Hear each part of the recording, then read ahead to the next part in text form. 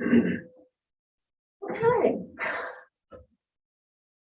PowerPoint presentation is going to be anticlimactic. I know. Okay, I won't mention that the video that's embedded in this slide isn't there.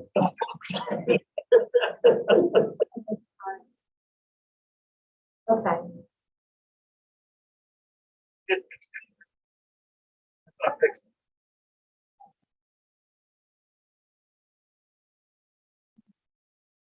Well, I can turn it on. Might be all right.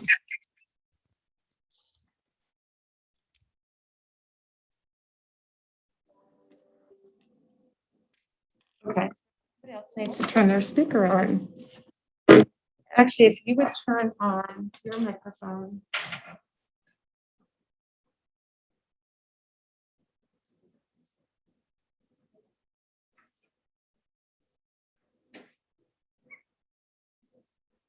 Where's my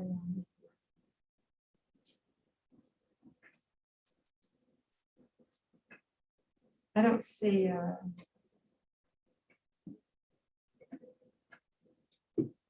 do you have oh, here we go. I'm sorry.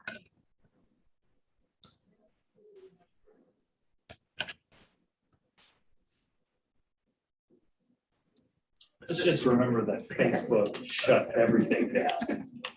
Okay. And they have like thousands and thousands of coders working for them. So I feel like we're doing all right. Joni, can you hear now? She left out. Okay, can you hear me? Yes, Can you hear me sorry now? about that. She good? Yeah. Okay, to continue. Winter World University Games is the largest collegiate winter sports competition in the world. Think of the NCAA and them organizing a festival of all their sports at once. That's essentially what the Winter World University Games. You probably have heard reference to the fact that it's twice the size of the 1980 Games. Of course, that conjures up images of 500,000 or 1 million people in town. When we make that statement, we mean in terms of the athletes and the nations that are coming to compete. There'll be more athletes and more nations competing here than in 1980. We don't expect the crowds. That's a goal of ours to try to bring in quite a few people, but certainly not the demand on the infrastructure that we had in 1980. This was the slide that does not seem to have the embedded video, so sorry you're missing out on a minute-and-a-half video. So some basic facts. Between January 12th and the 22nd, largest partner is New York State, and Ashley Walden, our COO, was supposed to be here, but she's meeting with the Department of Budget right now. And that 1.5-hour meeting is now stretching to 3. So she makes her apologies for not attending. So we're close to signing an arrangement with ESPN to both broadcast on their live platform as well as on ESPN Plus. We have a global climate save winter campaign that we're putting in as part of these games. And that's something that I'll be discussing a little later that we'd like the schools involved.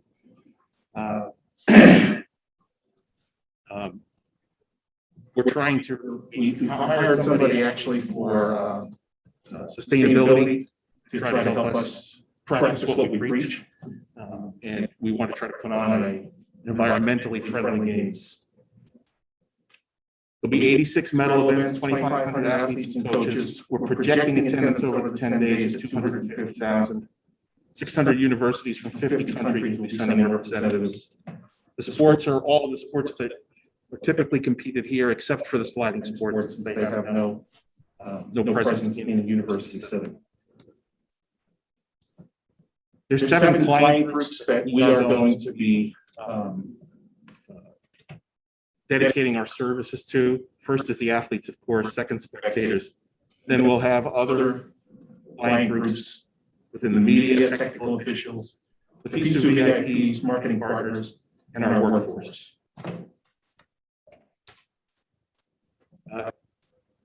Again, it covers the period of January 12th to 22nd, the villages, and right now we're working on, we're still solidifying that. There'll be villages in Potsdam, in the Gore area, potentially down in Lake George, and a village arrangement here in the Lake Placid area It could be up at the Peaks. It might be a combination of the Peaks and a number of hotels in the area. That's still being worked out. Training begins on the 8th and stretches to the 21st. There'll be a torch relay that's associated with the event. And we've developed a competition schedule that comprises the 11 days. There'll be 88 different competition days, and as I said, 86 different medal events in all sports that are listed there on the left. It's just an overview of the sites that we're using. Like I said, we've tried to spread the wealth a little bit here, so we are involving Potsdam. For the hockey competitions, curling will be in Saranac Lake, and a number of the skiing events will also be down at Gore. Some of the impact on Lake Placid, and specifically on the school district. Public safety wants to draw a perimeter around much of the Lake Placid Main Street area, including the school. And their initial threat assessments were to do it for the entire length of the games. I think common sense prevailed after a number of meetings between us and them. And there will be some road closures, particularly on Main Street. I believe an application has been submitted to close Main Street for the duration of the games. But there'll be other road closures during certain events that could impact the school. And we've had a conversation with Tim in July about that affecting the school for 3 or 4 days in mid-January of 2023. It will also impact the Shipman Youth Center, the parent drop-off, how you route your buses, and access control to the school. And these are things that we want to start working with you guys on to try to come up with a plan that doesn't have too much of an impact on your operation.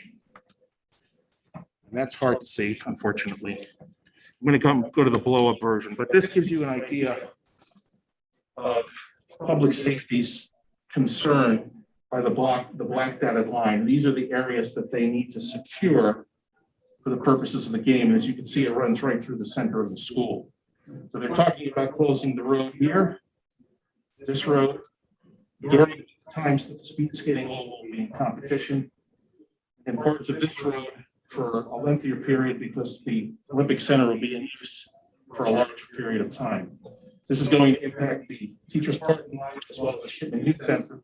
Just at the bottom of the road, they want to put a vehicle access control point to screen vehicles before they come into the area. Our conversations with public safety have basically been, I think you're over planning for this event, and their response is, are you willing to take that chance? And of course, the answer is no. Nobody wants to take a chance that somebody's going to decide that this is a high profile enough event. So we've worked out some compromises, as I said, that affect the days after Martin Luther King. And we're still refining the schedule. It could get a little better than the 3 or 4 days that we've talked about. But again, we wanted to meet with you guys now to surface that so we have a chance to start planning for it. Now, the opportunities that we see with the school. I know from my own experience with kids that you have a volunteer program that you require children to put in 40 hours of service before they can graduate. I've suggested that would be a great opportunity for kids to get involved with what we do, especially during the games. Some can be working in positions leading up to it, and so that they can fulfill that 40-hour requirement. So we're ready to put somebody on. We have somebody on staff who will help to manage that. Curriculum involvement and just suggestions because of the Save Winter campaign for environmental sciences, social studies, and foreign language studies. Perhaps there's a way to integrate what the students learn with the Save Winter campaign. We'll be hosting a symposium at Paul Smith's College during that time for 3 days to put on the Save Winter campaign. And there are other opportunities for exposure to international cultures and diversity. We're happy to arrange to bring the elite athletes into the classroom. We will look to arrange to bring the students out to competition and training so that they can get experience with the sports. And something that's been successful at other events is an Adopt a Nation program where athletes in different classes adopt a particular country and get to learn about it. So these are opportunities that we see. I think what I'd like to do coming out of this meeting is get a sense for any concerns that you might have about what I've surfaced, but In addition, if you're able to assign somebody to work with us, and I'll be able to work with our staff to assign somebody to work with you, so we can work through some of these issues. I don't think the transportation issue is going to solve itself quickly, but I do think we'll find a solution that works for everyone. That's it. I'm open for questions. I guess this isn't really a question, more of a big question and a comment. I was negative too, so I don't remember, but during the Winter Olympic Games, did we alter our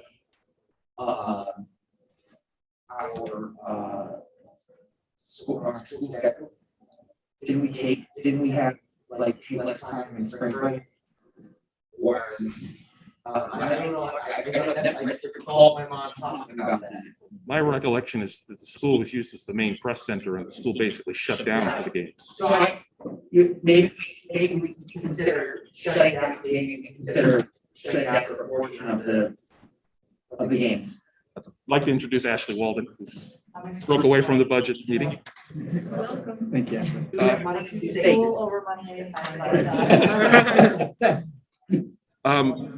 We don't think it's going to be anywhere near that length of time. And the conversation that we initially had with Tim was 3 or 4 days, perhaps tied to the Martin Luther King week. And that maybe that means losing some of your February days that you typically give the kids off. But we thought it was workable. And as the schedule needs to be refined, will be refined in the next 2.5 months to the point where we can lock down whether it's 2 days, 3 days, or 4.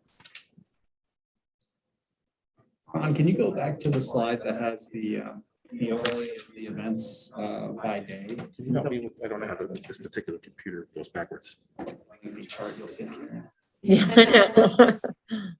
Okay. This one? Yeah. So I take it what you were suggesting is basically that the biggest impact of the school is when the oval is being used. Correct. And that's the Martin Luther King window, and the period of time before that, there'll be that shield, stamp, and other things, but so our operations won't be impacted to that degree. It'd be more transportation, like certain road closures for bus pickup and things like that. Correct, that's true. With the speed skating, the last line here, which is speed skating, refers to the oval speed skating, that short track. It starts at sessions on the 15th on Sunday. That's Martin Luther King weekend. Obviously, you're closed on Monday the 16th, and so it's these 4 days that are of concern to public safety. The flip side, and I believe when you toured down at the fitness center, I told you this. I'll age myself. I was a student here during the original university games, and I'm not sure if we were let out of school or what, but myself and 2 other students were assigned to the Japanese ski jumping team, and just by being able to recall it X amount of years later, it had an impact on my life. And so I think there's experiences that can be had, for our students. So I think on the flip side of that, yes, we have to close during that, but is it in our best interest to look at, if we can get an international experience for our kids by closing 1 or 2 other days, however that works out and however that looks, I think would be an excellent opportunity. Tim's reaction when we met in July, let's view this as an opportunity, and we agree. A chance for the kids to get exposed to something that they rarely see. Any other questions? You said 250,000 people, and your map shows all over the park. So from that, I believe that they're not staying on like last. Right. That's 500,000, I'm sorry, 250,000. It includes Potsdam, those that attend the hockey events, and anyone who goes to Gore for the Alpine events there. Those people might drive up from Albany, and we don't know the actual hotel visitor count yet. Okay, that's not unique. That's not unique. That's based on ticket sales, so for family, for it's 5 events, they're going to do it sometimes, 5 to 200,000. So that's based on ticket sales projection. Thank you.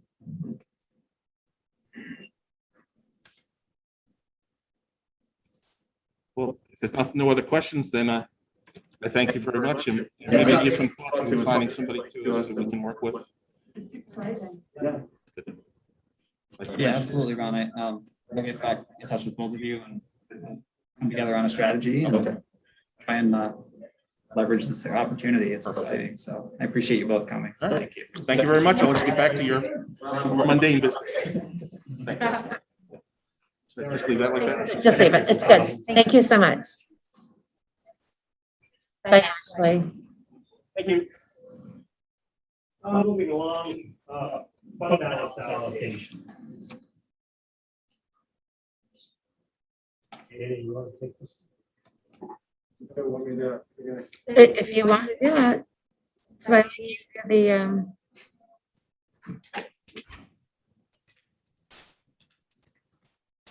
We left his glasses.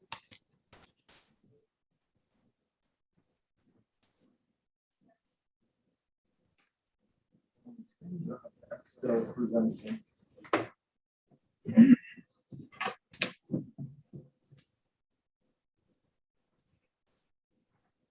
It's out, just a little bit.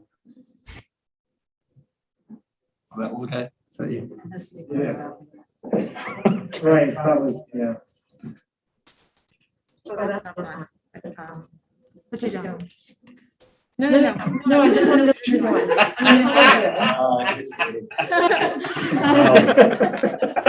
Oh, my goodness. That also doubles a club. All right. Oh. You know, Joe had this all set up. I don't know what happened. We already approved the additional IT, so you don't have to approve it. This one? Yeah, really clumb us over the head. I'm like, I am not the computer person. I think on the Zoom, they're fine. Yes. It's just that.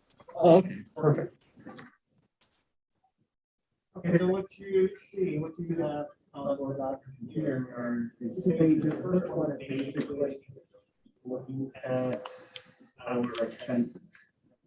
Start off with what our fund balance was at the end of last year, so basically June 30th, 2020. And numbers and the financial report that we should be seeing in a couple weeks from Tony and so through the past year. Our revenue that we brought in was $19,000. Our expenses were $18.977 million. In addition to that, we have about $198,000 that are encumbrances, basically expenses that we have rolled over to this current year. So the purchases that are made from last year, we just haven't expensed it yet. So they're coming in, things like that. So we haven't paid the bill, if you will. So they're kind of outstanding. So it's about $190,000. So in the end, we can go down in terms of our fund balance, $650,000, $425. So that's kind of where we are. If you remember, a year ago, we were at $1.3 million. So we have a little more normal year this last year, even though we started the year with the threats of having to cut 20% of our budget, basically, because of potential loss in revenue from the states, which never came to fruition. So that's a good thing. And the fact that we did end up, for the most part, having a relatively normal spending year. A portion of that also is at the end of the year. We did make some more purchases because we knew that we were going to have a sizable fund balance. And we started back in February, March. Started putting together things that we wanted to look at. We purchased 14 smart boards. Yeah, so we had to purchase 14 smart boards, a little bit $6,000 there. We tractor at the elementary school, new risers for the elementary school for concerts. So various things like that we look to spend, purchase because of what they cost. But we knew we were going to have this surplus, and that's why we. Everything, but we did, we did go through and purchase a number of, things that otherwise would not have been purchased. Questions on this first page? So right now, that's where we are. We should have a draft financial statement probably within the next week. And more than two, we definitely will have something ready to go probably by, I want to say, the first meeting in November. The hope is to have it for the next meeting in October. We probably will have the draft, but most likely getting here probably won't be until the first meeting in November, where we can present to you guys the audited financial statements. They're pretty close to it, just based on what they've been asking for information over the last few days. That should be coming out anytime now. Questions on our expenses and revenue? Good news is our bill did come in. We were in it, the project not done. And if you remember, we did apply for it early release and then September 30th, $370,000. I didn't think it was coming in because it was so late, but we did get it. On the second page, we put together some scenarios in terms of what to do with the leftover money. The first option is basically if we did nothing other than put into the unassigned fund balance and just add it to our surplus, if you will. And by doing that, you'll see that we would end up having an unassigned fund balance of about 14.5%. That's 10.5% over what the state allows, 4%. And that 4%, if you see that amount is $829,000. You'll see that under the reconciliation to NICE limits, the second line. It's always based off the current year budget, so that figure is based off of this year's budget. According to the state, we should only have about $829,000 in surplus, and we have nearly 14.5%. Working about that. We've been that way for a few years because of just the way things have been going with expenses and revenue and so forth. Option two, and you can see it's the one I recommended, but there's 4 options here. Option two actually moves the money into a new account. Repair reserve account. It's a new account. We've never had it. And actually, we're saying $618,000, $500,000 is still in this account. The remaining amount stays, goes back into the unassigned fund balance. But when I think that one requires, the new account requires the public's approval. And so we couldn't, do anything today if we wanted to. We have to wait until May. Put it up as a proposal, just like our budget, just like our bus leasing, and we do a proposal and we put it out to the public. We do their approval to create the account and up to accounts. And what I would suggest is not an up to $500,000. I would suggest an up to $1 million. It's a nice way of reallocating some of our unassigned fund balance, putting it into a specific reserve. So that as repairs are needed, but we're just finishing up an $18 million project, and this is a good spot to put the money so that as things come up over the next few years in terms of repairs, we have the funding that's we can tap into. It's a nice opportunity to start planning and looking forward to be more proactive than reactive when it comes to fixing things, trying to figure out how we're going to pay for it by creating this account. Okay, and you can use terminology that is up to decide what it's going on to whatever amount we want in there. last budget cycle, we did one for about $2 million. So really, wherever you guys decide as to amount, but I thought it was nice way to put a reserve fund together, just like our other reserve funds to plan for the future, as opposed to reacting to problems when they come up. And that's a restricted account, I think. Correct, yes.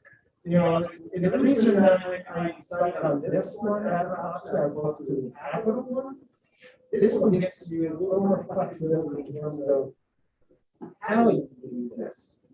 With the repair reserve accounts, as long as you know, if something comes up, you really have to get a board meeting, and that's just discussing a board meeting and opinions, then you do it. The capital reserve accounts, you're gonna bring it to the public each time. So the repair reserve gives you that flexibility, and as long as you or voting on approving whatever that repair is, then we have the district, we don't have to replenish this. Otherwise, if you would have sort of like without the board approval, then you got to put back what you spent. So it gives you a little flexibility allocating the resources, and then also easier to tap into. And there's no sunset to it. Capital reserve, you got to put a specific time frame on it. So it's only good for, you know, what, 5 years, 7 years. For this one, you need to keep it open. So you can And with repair, does that, does upkeep constitute repair as well? yeah, basically your normal thing. I mean, first thing I'm thinking of is we have a generator right here that obviously says they can go any time now. Type of deal, and it's not a $5,000 fix. So that's the first thing I think of, is only business if we need to repair or replace the generator or just or, you know, the boiler down there, you know, wherever. Hopefully not here because it's new. Heating systems, things like that, units, any of these things that break down, rather than trying to figure out how to take it where in a normal budget, you can pull it over into the reserve account. Or say to fix a sidewalk after it's been through construction time. Oh, I have a solution for that. Oh, you know, that's good. I'm thinking also of, you know, the cracks of the building. Yes.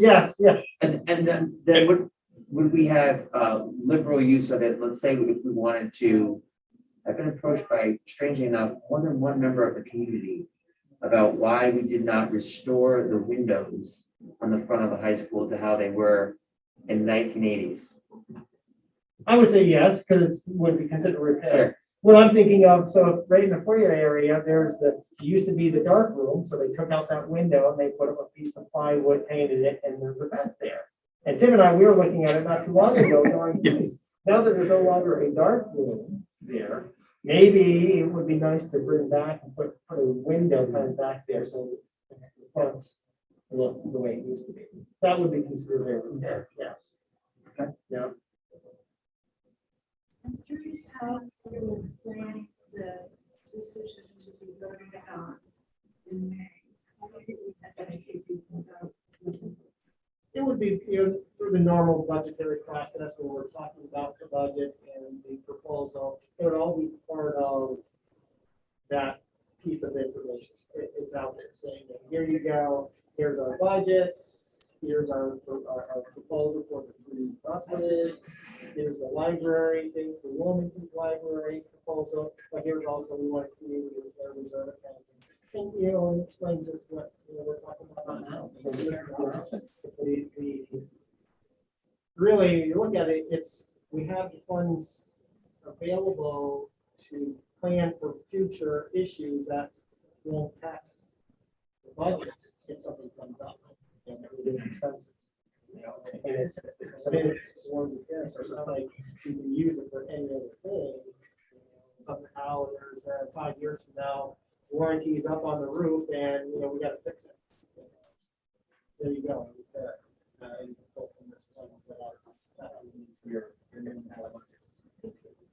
So if we were to create one that was bigger, you know, you said that certain place is 2 million. Yep. So if we create one that was $1 million, can use some of our additional fund balance that is according to the state to fill that. Absolutely, yes, and you can, the way you word the proposal would be just that is up to $1 million that will come from the unassigned fund balance. Right. Money that we already have. Exactly, yes. And I just used the 500,000 here because I'm framing it on the $618,000 for this past year. But the way, and it doesn't have to be, you could say up to, doesn't mean you gotta fill it up all right now. It could be over a couple of years, say, okay, we're gonna put 500,000 in this year. And then next year, if we have a fund balance of whatever, we'll take some of that. We'll put up to whatever number we decide. So you don't have to fund it right away to that $1 million if you wanted to. You can see, we have the available reserve to do so. And that will impact our 4%, but actually, from the state's perspective, from the auditor's perspective, it would look better because we're putting it into a restricted fund and it would reduce our unassigned fund balance.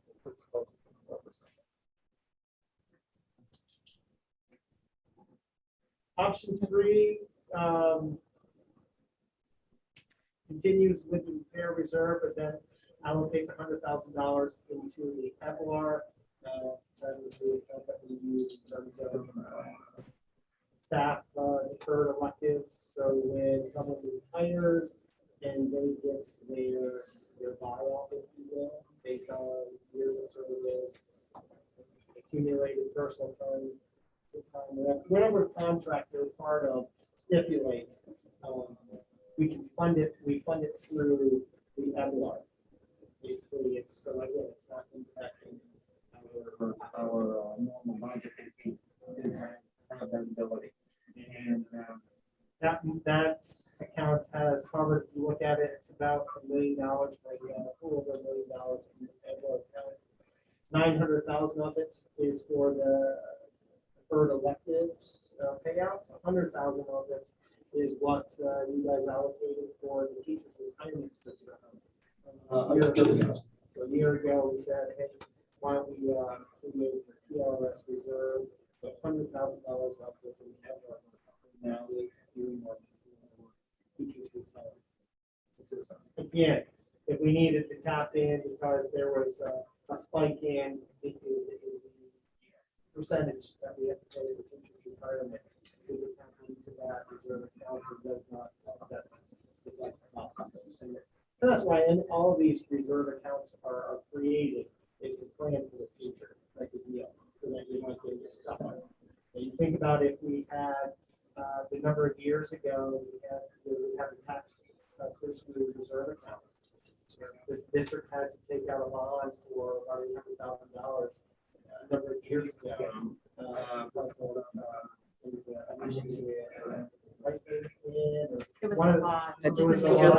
And the district had to, the things got reassessed, and the district had to pay back on the money because property got reassessed.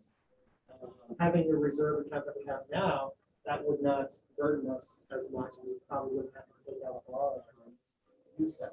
My guess is that's why we created that reserve account that number of years ago, is so that would again bond prepays or something like that.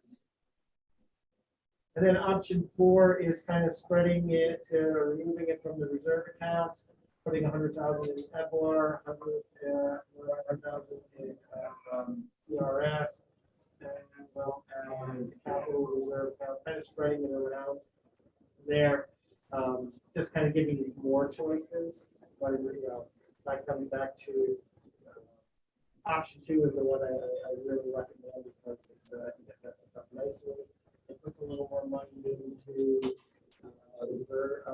unassigned fund balance. Looking forward, it gives us some flexibility.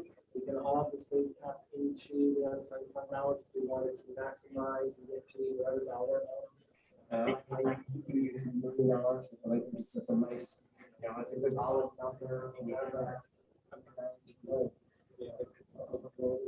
Improve this, move $1 million into it. May next year, but also also putting in some money in the unassigned fund balance when we start talking about budgets for next year. Okay, do we want to have our tax levy, or do we want to keep the tax levy lower? Again, what we did this past year was, we didn't do any increase. We absorbed that revenue into our assigned fund balance as we allocate $4 million. Well, maybe, again, we use some of that going forward too, to kind of keep the tax levy increase lower than what it. It's a fine balance between maximizing what you can and the potential of losing money down the road versus not increasing the tax levy.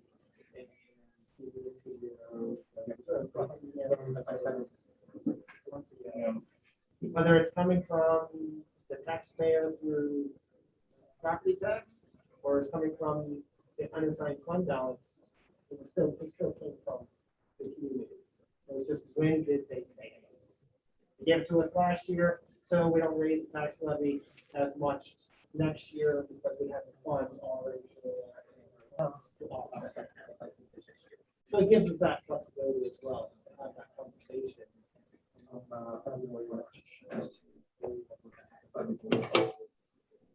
we voting on this tonight? I do not believe it's something to vote on. I mean, tonight anyway. I mean, the repair reserve account, if that's the way you want to go, ultimately, I mean, that's a process that between now and May, you work on the language of it, approving a proposition for the budgets. That's what I think you would. Because right now, the money will just go back into the until you guys come up with the language and vote on that proposition, and then we'll be able to vote on it as well. That's what We have to wait for the audit as well. Right, yeah, and these numbers are based off of their, here you go, we're basically done on our part in terms of moving the money. We kind of balance it with the deal, so, you won't see, I don't think we're gonna see, much of a difference between, what we have here and ultimately what we're about. Pretty safe to say it's gonna be a mess. And what you for option three? I like, it gives us more, still some more flexibility, rather than putting in Evlar. Evlar is pretty well funded. We're sitting at over $900,000. An additional $100,000. So if you look on the account, it's $4 million. And quite honestly, the last 2 years, we haven't tapped into Evlar. We've got people retired. So this past year, we were able to absorb what we had to pay out to staff.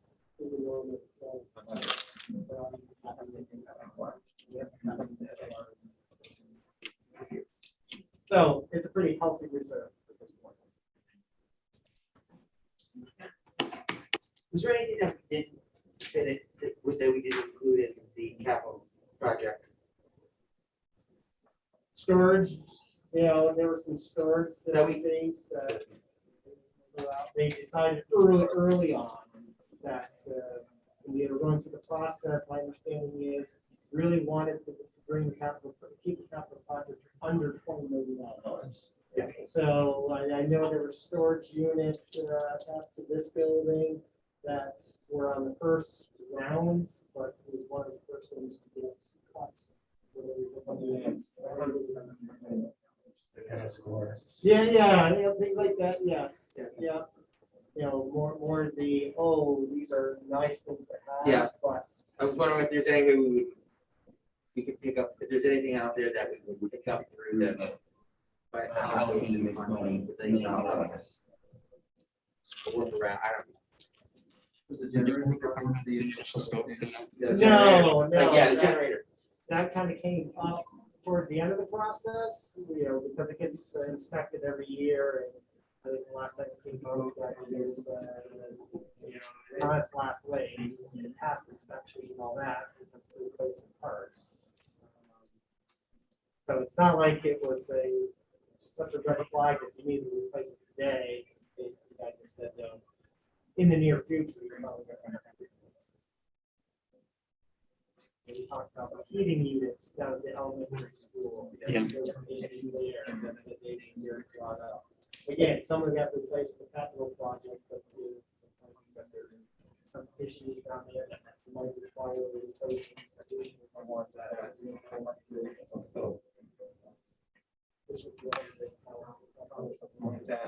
And there is still some money in the capital project funds.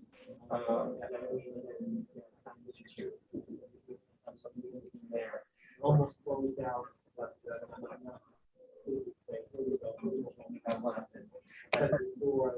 We'll probably have to have that conversation in the near future about, okay, here's what we spent, here's what we still have left in revenue from the band.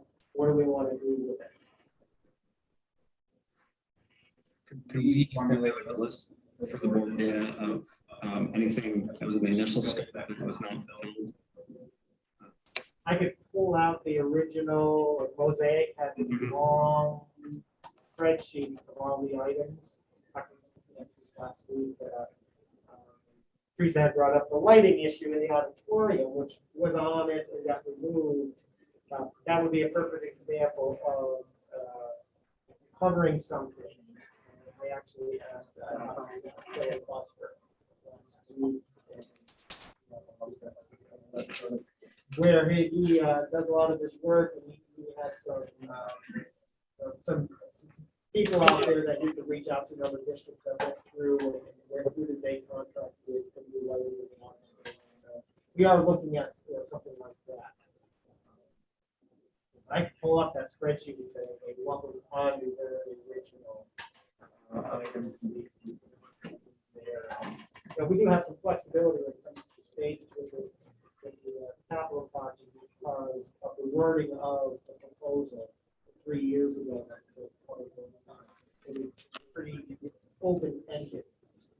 That's how we were able to roll in the limestone $30,000 emergency projects from the building into this capital project because the wording was vague enough that the state allowed us to roll that into the. Any other questions? Thank you very much. Karen, can I? Yes, I'll mute myself. Thank you for doing that. Sure. When we last left off, we had discussed the emergency plan. Dean and I were able to finalize that. So we're excited to be able to start making moves with regards to the positions and the equipment that we had discussed. Plans are underway for the annual Halloween parade. Mrs. Franklin's working to see about possible alternative routes for the parade, given the state of Main Street presently. So that parade, if we're able to formulate a good pathway, would take place on Friday, October 29th. And one possible scenario might be to looking at the walkways near the public beach on either side. So that's lots of good places for the community. Hope to have a final update on that at our next meeting on the 19th. The middle school students have been doing and continue to do a lot of exciting things the past few weeks. Students recently completed a cross-curricular unit in ELA and social studies. Aimed around September 11th. Of course, was timely given the 20th anniversary. So students read Channel of Peace, stranded in Gander on 9/11 in Mrs. Carlos's class. And they watched and discussed the musical Come From Away in Mr. Carr's class. 6th grade students are the latest group to benefit from the resumption of field trips. So they will be going to Tucker's Corn Maze. Be sure the parents that they will not get lost and will return them. They take place on October 15th. They're the second such group to go. The 3rd grade recently went on a hiking trip during near peak autumn last week, which was great. So it's just nice to see field trips resuming with regularity. Middle school is their news broadcasting program, with the leadership of several 6th and 7th graders and the directorship of Ms. Patno, is kicking off with the first broadcast of the year slated for next Tuesday. And that's to have middle school and high school broadcasts. The anonymous alerts that we had mentioned as part of the proclamation against bullying, a tool in the toolbox where students can anonymously report incidents of bullying in the school, is being reintroduced across the middle school, high school, and elementary school. On the sports front, soccer is in its final weeks of the regular season. The boys had their senior game last Thursday, and the girls have their senior game this Thursday. The postseason begins on October 18th. Cross country will compete in Burnt Hills, the Invitational in Saratoga next week. Both the girls and boys varsity teams swept their 3 competitors in the last meet, which is very impressive. They'll have their final home meet, which is senior recognition, on the 26th. Volleyball still has about 4 weeks of season left. They'll be playing their senior game on the 14th. October 2nd was School Custodian Appreciation Day. So certainly on behalf of the district, I'd just like to thank all of the dedicated custodial maintenance staff that allow our buildings to function at the highest levels. On October 14th, coming up, Randy Winch will be retiring from the district after more than 20 years of service. We wish Randy a restful retirement and thank him for his service to the district. Lake Placid Rotary Club is hosting trivia nights, most recent of which will take place at the new hotel on Lake Flower. Rotary is always a good partner with the district, so we'll publicize that. We have a Tri-Lakes Community Alliance Forum taking place at the Auditorium in the middle school, high school on the 14th from 6 to 8:30 at night. Michael Nerdy, an expert in substance abuse prevention, will be on site to discuss the newest studies on the impacts of modern strains of marijuana and adolescent brain health. Lots of good things that have happened and continue to happen.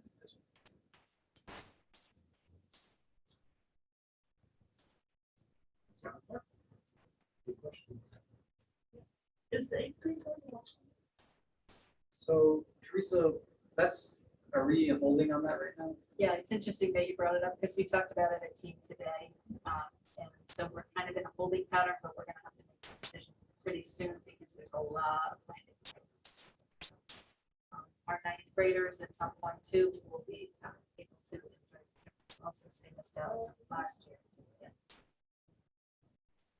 Typical timeline for that, Teresa, for departure? We leave on a Sunday and come back on a Wednesday night. Sunday morning. And what month is that typically take place? We have done it 3 different times. So we've done it we have done it in the fall. And then we've done it twice in the spring at 2 different times. One time we had a snowstorm on the way down. Thinking that we were doing well. So we've done it at the beginning of May.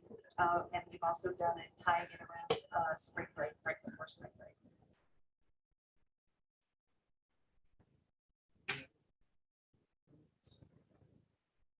Information for the board.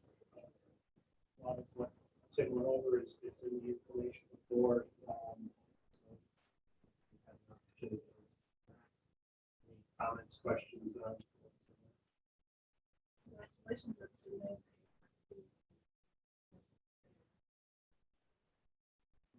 Good to get it in. Yes. Linking goals with agenda items. Actually, printed that. So I can refer to our finance, we talked about.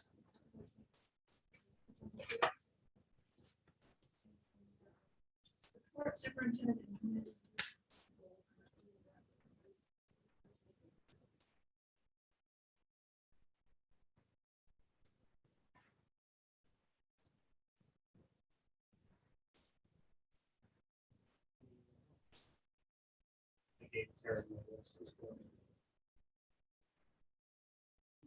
That's some free time.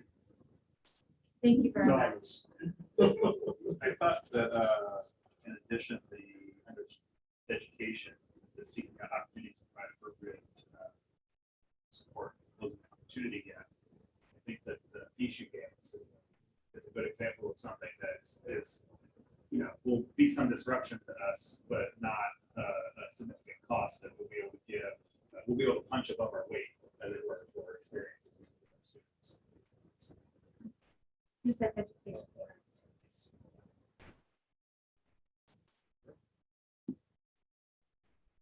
I think that whatever we can get out of those games is.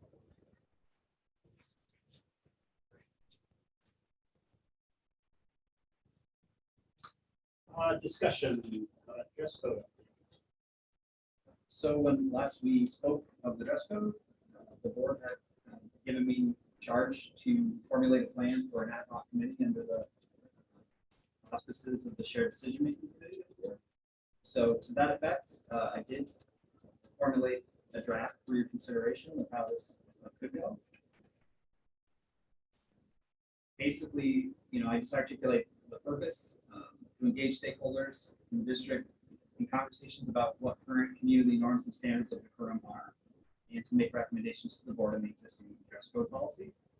Try to lean on that language from NISBA in consideration of the purpose. And the anticipated scope of engagement. So initially, I'm looking at tomorrow being the first linchpin in this process, October 6th, with hopefully having something to present to the board by December 21st. About a 2-month and change. Membership, the composition of the committee, try to frame it around about 15 shareholder groups. So 3 students, 3 faculty members, 3 administrators, 3 parents, up to 2 board members, and myself. Would put us at 50. So that would be a nice number where there's good participation, but it's not overwhelming. And then just the procedure itself. So what I'm thinking is I would share a survey with all shareholders in the community starting tomorrow and have a 2-week period for completion. One of the questions in the survey would allow people to indicate their interest in participating if so chose. And so that would provide us with data if people are unable to participate so that the committee could look at that, but it would also provide us with the membership of the committee itself. And the committee's charge would be to discuss areas of commonality, identify areas in the existing policy or with the NISBA updated policy that may address common ground and common considerations. The committee would meet initially, I'm thinking 3 times, bi-weekly, once to address norms and share information, once to identify areas of commonality, and wants to draft any recommendations for the board to consider. Thereon, I would draft a report and present to the board the recommendations, the findings of the committee at the December 21st board. I'm sure this has been brought up before, but in public school, we can't have uniforms, correct? There's no way around that. Unless everyone assented of their own volition. Yeah. Right. Yeah. Voluntary uniforms. Yeah, voluntary uniforms. That's ridiculous. Do you think that, so my only concern with the composition of the committee is that there's not enough students. I think that they would view faculty members and administrators as the same. So my concern would be if there's only 3 students and they see 6 school adults as they would view it, are they going to feel outgunned and have their voice heard? Obviously, you guys have a little more experience with dealing with groups of children than I do. Actually, 3 is the only that's the number that I deal with. I know that that's can be a handful, but I maybe adding in 1. Just I think just to give them a little bit of security in numbers, maybe strength of numbers, that might make them more comfortable to speak. But obviously, I'll that's just my input, and you guys can. I think it's a great solution. And if we increase the number slightly, we may be able to have representation from each of the officers, some of whom actually campaign to participate in this very issue. So Oh yeah, 1 from each. one from each grade level. Yep. That could provide. So I think I take your suggestion. Martha, you have expressed interest. Two board members. That's going to replace a board member with a student. That sounds great. Yeah. Perfect.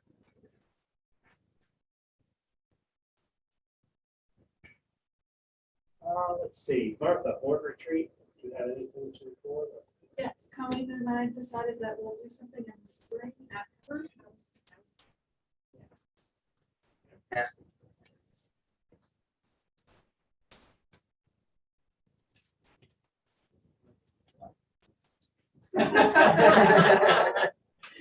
Sure, which is yours. Thank you very much. In a sweet spot May though. Yeah. Might be able, you'd be able to, that you asked me Yeah. for. Yeah, that beautiful week. It's nice before they get. Okay, minutes from the board meeting, that's a consent, personnel, consent agenda, recommended approve the items below, which are included in the personnel consent agenda, items 6B through D. See. See? Yeah, yes, we took one off. Yep, my fault. So that was 6B and C, correct? Yes. We have a motion to accept this consent.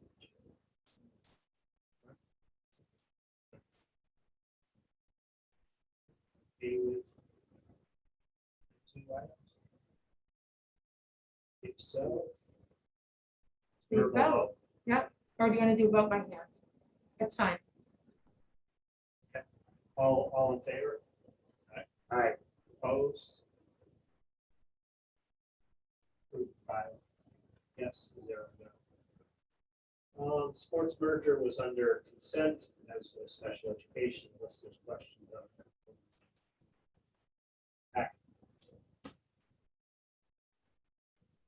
Nothing with those, we go right to good of the cause. There was no emails received. Okay. Let us enter the hearing phase. Next meeting dates and locations. They are here, October 19th, November 2nd, November 16th. And December 7th. However, you did mention December 21st already, so. Old agenda topics. I have down the completed self-evaluations. Hopefully you brought yours or we'll get it to Karen.